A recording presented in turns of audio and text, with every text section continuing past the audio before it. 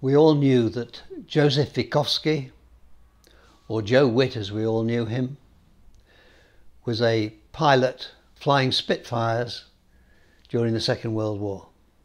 Joe came to work for Seddons in 1960, and during his 30 years service with the company was a very successful senior contracts manager. When I went to see him, I was fascinated to see his pictures, photos and memorabilia from those dark days in the 1940s.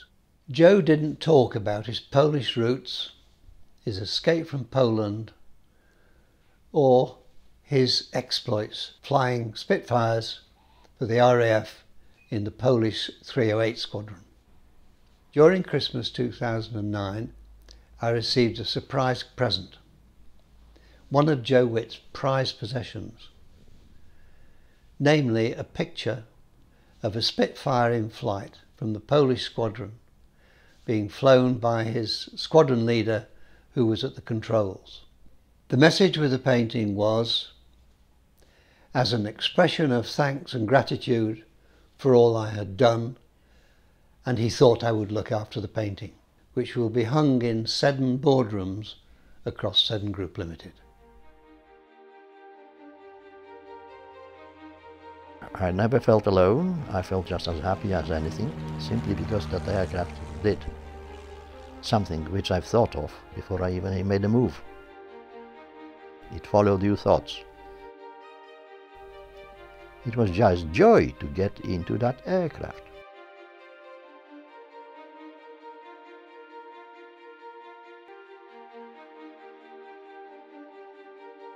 While we were flying, everybody was saying that Japanese Zero were the best because they could do a figure of 8, vertical. Well, not only they did, we did it as well.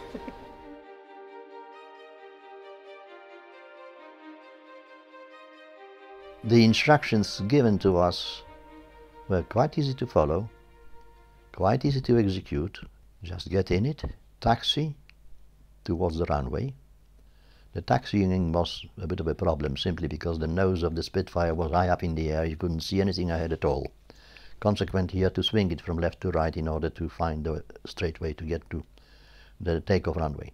Getting up in the air, once you got it up, you could then try out the engine yourself when you had the time in the air, what it can do, what the aircraft can do. For devilment, I decided to find out how high my Spit will go, and over Rednall, during winter, I've reached the height of 36,000 feet.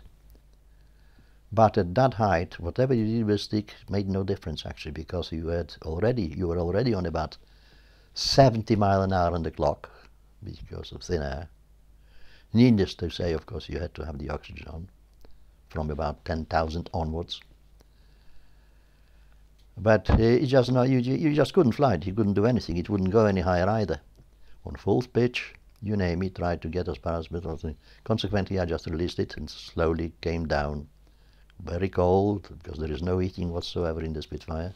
So which Mark Spitfire did you fly? 16, this is the last one I flew. You had about a couple of inches above the head before you touched there. Unless you bent your head forward, you just felt part and part. You grew wings, if you like. And the response was instantaneous, gentle, depending how you were using it. 8-cylinder, eh? When we went in with bombs, there were mainly trains, railway stations, places of interest, and they were bombed. Once the bomb had been dropped, we used to carry on strafing. I don't know, some people say strafing, which meant you came down on deck and of course you were trying to shoot at everything that moved. And that's the reason why Germans retreating did not move their forces during the day or anything during the day, because we were permanently from dawn to dusk actually over in the air looking for any movement of possible German forces. Remember on one occasion actually we were on deck, very low that is, flight abreast actually, spread wide and low, keeping away out of the reach of the machine guns, because the safest place was either low down or above at least 3,000 feet to escape machine guns, or above 7,000 feet to escape the attack, German attack, which we observed, and it worked. On occasions somebody got a hit, came back with slightly damaged plane, but thank heaven they came back.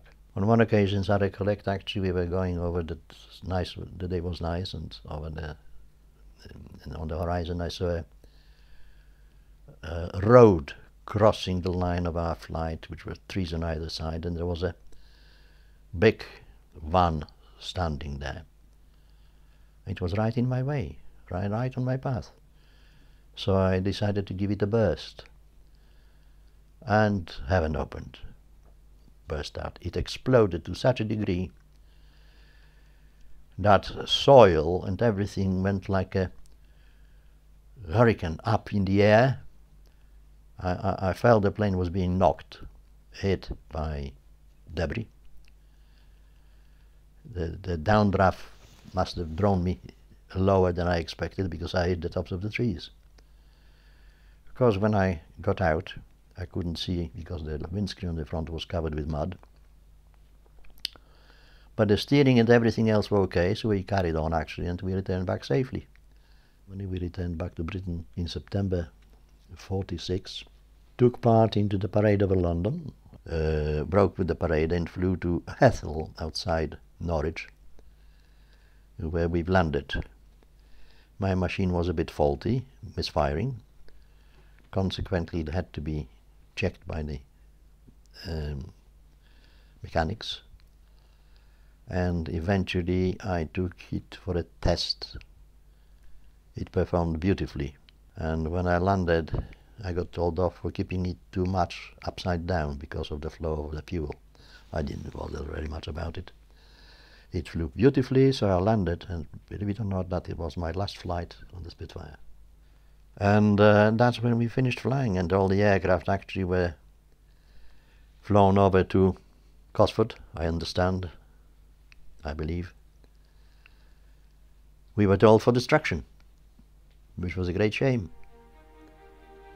And we are only hoping that they will not destroy them all. Yes, beautiful aircraft. Absolutely beautiful, fantastic.